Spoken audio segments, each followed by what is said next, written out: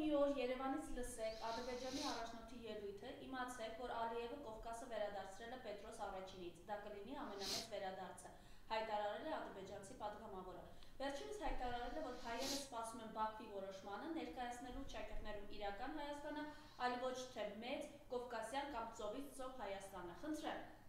Նաև որպեսզի ձեզ չընդհատեմ, Զանգեզուրի միջանցքի բացմամբ կբացվի Թուրքիայի միջով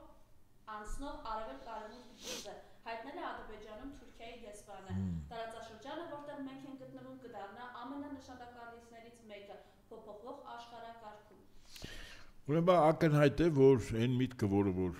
Ադրբեջանի տարբեր պաշտոնատար անձանց շուրթերից հնչում է, ակնհայտ է, որ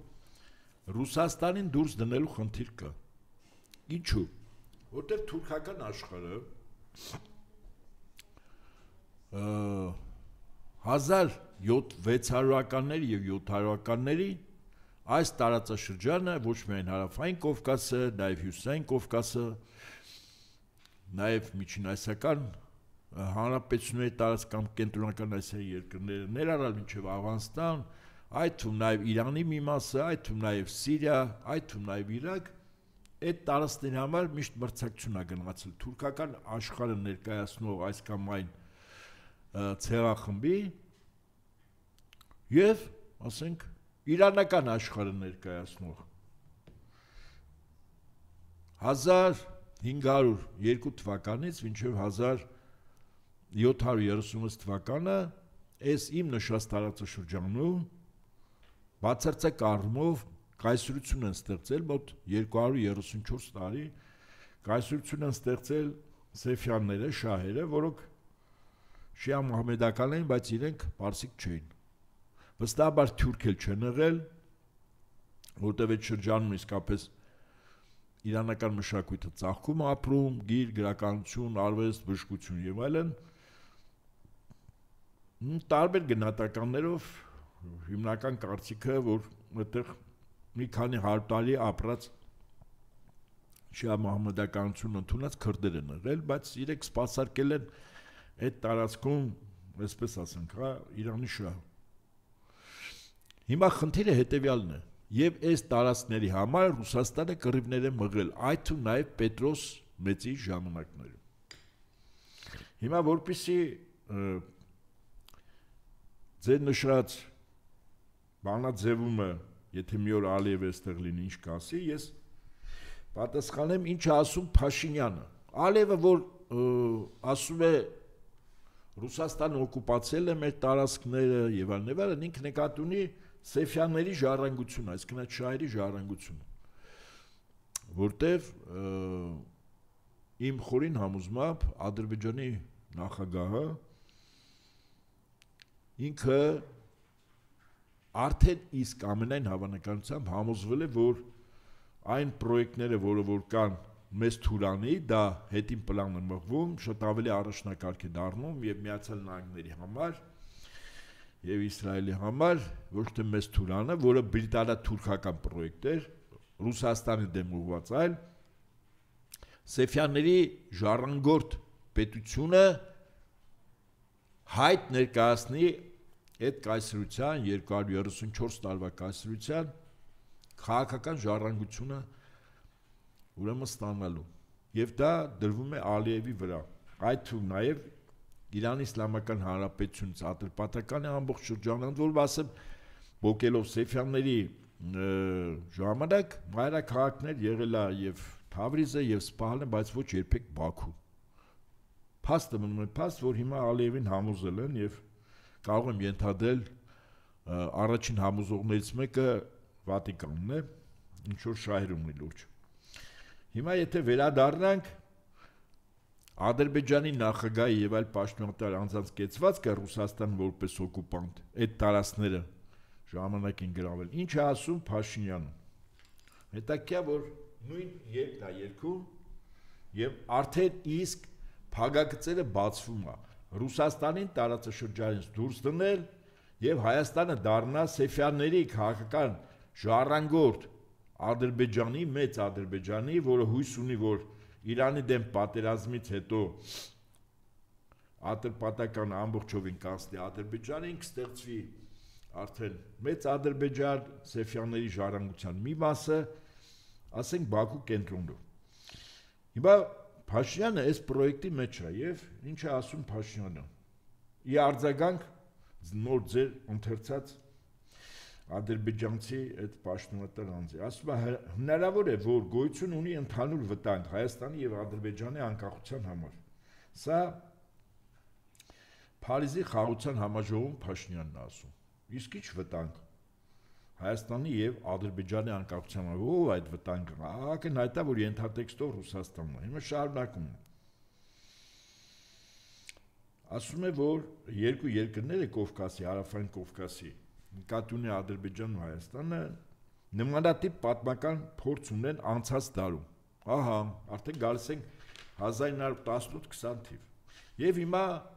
ես մեջ բերում եմ Փաշինյանի խոսքը։ Ասում է. հնարավոր է մենք արդեն սկսել ենք գիտակցել, որ ընդհանուր շահերի համար, մասնավորապես մեր անկախության, ինքնիշխանության եւ պետականության ամրապնդման նպատակով կարող է գոյություն ունենալ ընդհանուր գործոն, հաշվի առնելով, որ պատմությունը ցույց է տվել, որ այդ ճանապարհով մենք կշահենք։ Ի դեպ, 20-րդ դարի սկզբին մենք միասին ստացանք անկախություն 3 օրում։ 1918 թվականին մենք ստացանք անկախություն, իսկ մի քանի տարի անց միաժամանակ կորցրեցինք այն՝ Ադրբեջանը, Հայաստանը եւ Վրաստանը։ 1991 թվականին մենք միաժամանակ միասին ստացանք անկախություն եւ հնարավոր է որոշ ժամանակ անց գիտակցեցինք, որ մեր անկախությանը կարող է սպառնալ ընդհանուր վտանգ։ Եվ մենք որոշեցինք կենտրոնանալ մեր պետությունների զարգացման, մեր անկախության եւ ինքնիշխանության պաշտպանության օրակարգի վրա։ Իմ կարծիքով սա շատ կարեւոր գործոն է, սակայն վստահ չեմ, որ Ադրբեջանի դեպքում ադրբեջանական կողմից գնահատականը նույնը կլինի։ Ասվա դուս խոսքը հավանակին են ասում։ Փաշինյանը ակնհայտ ասում է, որ ինքը 1918-20 թվականներին այս տարածաշրջանում Բրիտանիայի գերիշխանությամբ ստեղծված անդրկովկասյան Սեյմ այդ ժամանակ նման մի կառույց էր վերպետական ստեղծել, որ իր բանակը պետք է ունենալ եւ որը այդ բանակի անձնակազմը պետք է ինչ աներ մարտնչեր բոլշևիկյան Ռուսաստանի դեմ։ Այս էլ ձեզ ներկա պրոյեկտը։ Այսինքն Հայաստանի Հանրապետության զինված ուժերը եւ զինված ուժերի զինծառայողները պատրաստվում են մոտ ապագայում Ռուսաստանի դեմ, եթե ստացվի իհարկե։ Ուղղակի այս պրոյեկտի մեջ հիմա ներգրաված է ոչ միայն Բրիտանիան, այլև Վատիկանը, այլև Միացյալ Նահանգները։ Ինչ որ չափով Թուրքիան, թե Թուրքիան իր խաղ ունի, իր համար կարևորը թուրքական պետությունների կազմակերպությունը մեծ Թուրան պրոյեկտի միս ու արուն ստանա առավելագույնս։ Բայց հիմա այնուամենայնիվ այստեղ Հարավային Կովկասի 3 հանրապետություններին օգտագործելն է առաջին հերթին Իրանի, հետո Ռուսաստանի դեմ։ Եվ նույն Փաշինյանի խոսքով Հայաստանն ու Ադրբեջանը պետք է կարողանան օգտագործել միմյանց տարածքը տարանցման համար։ Եվ Փաշինյանի հայտարարությամբ Հայաստանը պատրաստ է բացել տարածիկ ճանապարհ Թուրքիայից Ադրբեջան։ Եվ հնարավոր է շատ ուժեր շահագրգիռ չլինեն այս հաղորդակցային ուղիների բացման հարցում։ Ակնհայտ է Ռուսաստանի եւ Իրանի նկատի ունի, բայց իրականում այս նախագծից բոլոր դերակատարները կշահեն։ Իհարկե դերակատարները եթե լինեին Միացյալ Նահանգներ, Բրիտանիա, Թուրքիա, Ադրբեջան, իհարկե իրենք շահելու են։ Սա ասել է Փաշինյանը հոկտեմբերի 30-ին 2025 թիվ։ Ակնհայտ է, որ այս մտքերի ամբողջ իմաստը, ինչպես ասում են ալֆան ու օմեգան, հետևյալն է։ Հայաստանը մտնում է մի պրոյեկտի մեջ, ես դրա մասին շատ վաղուց եմ ասել եւ նորից ինձ իրավունք են վերապահում կրկնել, որտեվ արդեն մենք գործնական փուլ ենք մտել։ 1918-ին ստեղծված անդրկովկասյան Սեյմ։ Միացյալ բանակ, որը պետք է պատերազմի, ես կարծում եմ, որ դա պատերազմելու է, ընդ որում դա բավականին լուրջ զինուժ է, որտեղ Թուրքիային էլ են ներգրավելու, իսկ եթե Թուրքիայի եւ Ադրբեջանի զինուժը եւ պայստազորում, ակտիվ պայստազորում, ոչ պասիվ, ակտիվ պայստազորում գտնող անձնակազմը քանակը մենք գնահատենք, դա մոտ 1 միլիոն մարդ է, 400,000 Թուրքիան ունի գործող բանակ 400,000 ակտիվ պայստազորում է, 100,000 Ադրբեջանը ունի բանակ 100,000 ակտիվ պայստազորում է եւ այսպես 1 միլիոնանոց բանակ, որը մարտական խնդիր պիտի կատարի մի կողմից Ռուսաստանի, մյուս կողմից Իրանի Իսլամական Հանրապետության դեմ։ Եվ այստեղ Հայաստանը եւ Հայաստանի քաղաքացիները եւ զինված ուժերը այս մեծ պրոյեկտի մեջ ընդհանրապես գործիք են օգտագործելու մսացու, ինչպես ասում են։ Այդ դրան են պատրաստում եւ պատական չի որ հիմա Հայաստանի զինված ուժերը բոլոր առումներով համազգեստից սկսած բերվում են ՆԱՏՕ-ի ստանդարտներին։ Այդ թվում նաեւ զենք զինամթերք, որտեղ ինքնաձիգից սկսած հրետանի, արկեր եւ այլն, այդ բոլորը ռուսական արտադրության հետ էական տարբերություններ տրամագծերի հետ կապված։ Հիմա ՆԱՏՕ-ական զենք, ՆԱՏՕ-ական հրահանգիչներ, ՆԱՏՕ-ական մարտավարություն, ՆԱՏՕ-ական բանակի կառուցվածք, սերժանտական ինստիտուտով։ Այս բոլոր նպատակը մեկն է, որ երբ այս 1 միլիոնանոց բանակը Ադրբեջանը, Թուրքիան, Հայաստանը, Վրաստանը երբ սկսեն գործողություններ Իրանի եւ Ռուսաստանի դեմ, ապա պետք է կարողանան ներդաշնակված գործել։ Ադրբեջանի բանակը վաղուց ՆԱՏՕ-ի ստանդարտներում է, Վրաստանի բանակը, որը պարբերաբար զորավարություն է անում Թուրքիայի եւ Ադրբեջանը ՆԱՏՕ-ի ստանդարտներում, են Հայաստանի, Հայաստանին բերում են ՆԱՏՕ-ական ստանդարտներով։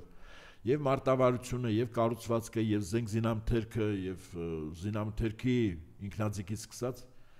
փամփուշտ արկերի տրամագծերը։ Այսպես, այնպես որ այդ խաղաղության դարաշրջան առևտուր կանենք, ամենից լավ կլինի կուշտ կուտեք, կուշտ կապրեք։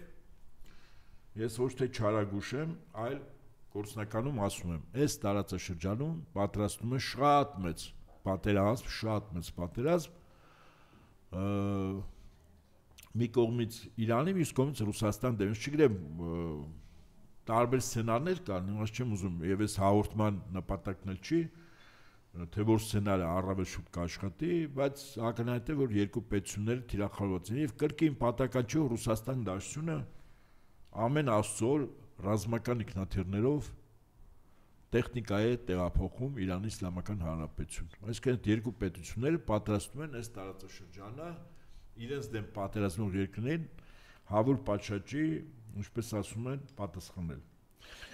Բայց այդ պատերազմների հետ կապված ես ընդհանրապես մեկ բան ասեմ, որ մի քանի օր առաջ Ռուսաստանի նախագահը երբ Պոսեյդոն եւ Բուրիվեսնիկ զինատեսակների մասներ խոսում, որոնք հաջողության փորձարկումներ անցել են, Ռուսաստան նախագահը մի հետաքրքիր այսպես մեջբերում արեց։ Ուրեմն կա Խորհրդային Միությունը ունի ցարի բոմբա, այսինքն շատ հզոր 50 մեգատոն ուրեմն պայթյունը 50 մեգատոն ներկա այն օրինակը որտեղ Ռուսաստան նախագահը բերեց մի հրթիռի հետ կապված իրենց մոտ նա պայթյունի չափը 10 մեգատոն էր եւ ընդհանրապես ասեց որ Պոսեյդոնից արձակած հրթիռը կարգով ավել է պայթյունի ուժգնությունը այն հրթիռից, որը ունի 10 մեգատոն, այսինքն մենք արձանագրում ենք, որ 100 մեգատոնանոց պայթյուն առաջացնող հրթիռ ունի Պոսեյդոնը եւ 3 օր առաջ ռուսական մի նավ այլևս ջրերում է, որի վրա կա 12 Պոսեյդոն։ Այդ 12 Պոսեյդոնները արդեն գնալու են մարտական հերթապահություն իրականացնելու։ Ես կարծում եմ, որ իրավիճակը, որպեսզի Ռուսաստանի դեմ երկրորդ, երրորդ, չորրորդ, հինգերորդ ճակատներ չբացեն, իսկ իրականում այդպես է արվում, հա, մի ճակատը մեր կողմից է, մեր մոտից, մյուսը մեր Դնեստրի Մոլդավական Հանրապետության դեմ ագրեսիա եւ տեղից ռուսների ներքաշել Ռուսաստանին պատերազմի, հաջորդ ճակատը կարող է Կալինինգրադի մարզը լինել, որը բլոկադայի մեջ է, ցամաքային ճանապարհ չունի։ Որպեսզի այս Ռուսաստանը չհայտվի ամբողջ պարագծով հարվածների, Ռուսաստանը Միացյալ Նահանգներին, քանի որ այսօր ռազմական առումով Ռուսաստանի հետ չափելի է միայն Միացյալ Նահանգների զինուժը, միջուկային զինանոցը, ինքը Միացյալ Նահանգներին ասում է, որ ես ունեմ 100 մեգատոնանոց ուրեմն պայթող հրթիռներ, եւ որը կարող են պայթեցնել։ Դա, ինչպես ասում են, այդ ցար բոմբայից 2 անգամ ավել։ Ընդ որում, եթե ցար բոմբան մի հատ էր, այստեղ սերիական արտադրության է դրվել եւ արդեն մարտական հերթապահություն է իրականացնում։ Էլ չեմ ասում բուրևեստնիկ տիպի ինքը ասում են հրթիռ է, բայց ես կարծում ինքը անօթաչու թռչող սարք է իր ֆունկցիոնալ տարողությամբ։ Միջուկային շարժիչով աշխատում ռեակտորով 14 ժամ թռել է, 16000 կիլոմետր թռել է, բայց այստեղ կարևորը գիտեք որն է, երբ հրթիռը բաց է թողնում, հրթիռը երկու գործառույթ կարող է անել, կամ թիրախին հարվածել, կամ եթե կրակող մասը որոշում է, որ թիրախին պետք է չհարվածի, ինքն է ոչնչացնել, այսինքն հրաման է գնում, ինքն է ոչնչացման, այդ հրթիռը հետ չի գալիս։ Ի տարբերություն այդ հրթիռների, բուրևեստիկը ինքը հետ է գալիս, այսինքն եթե խնդիր կա, որ մարտական խնդիրը ընդամենը աուսարսափ տարածելն է հակառակորդի վրա, հետո այդ հրթիռները հետ են գալիս, այդ առումով իրենք ավելի շուտ անօթաչու թռչող սարքերի դասակարգի մեջ են մտնում, բայց բնականաբար երկար ժամանակով գտնվելով օդում եւ խոչընդոտները հաղթարելով, լինի օվկիանոս, ծով, լինի լեռներ, ձորեր եւ այլն, մակերեսին շատ օդ, այսինքն այդ անօթաչու թռչող սարքը կամ այնուամենայնիվ ասում է հրթիռը ինքը հակաօդային եւ հակահրթիռային պաշտպանության միջոցների համար անխոցելի է։ Սա էլ մյուս առավելությունը, որի մասին Ռուսաստանի նախագահը ասաց։ Սա մենք կարևորենք, որ այնուամենայնիվ մեզ ոչ բարեկամ պետությունները պլանավորել են այս տարածաշրջանը պայթեցնել։ Ես կարծում եմ, որ այնուամենայնիվ Ռուսաստանը փորձելու է ճակատներ չբացելու համար Միացյալ Նահանգների հետ վերջնարդյունքում նստի ընդհանուր հայտարար գալու։ Իհարկե ուժի դիրքերից։ Այսինքն process-ը գնում է Կարիբյան ճգնաժամ 2-ի սցենարով։ Վերջին հաշվով ժամանակին Խորհրդային Միությունը եւ Միացյալ Նահանգները, որսի միջուկային պատերազմ չլիներ, նստեցին բանակցեցին փոխզիջումներով։ Կարծում նույն բան հիմա է լինելու։ Այսքանը ձեր հարցին ի պատասխան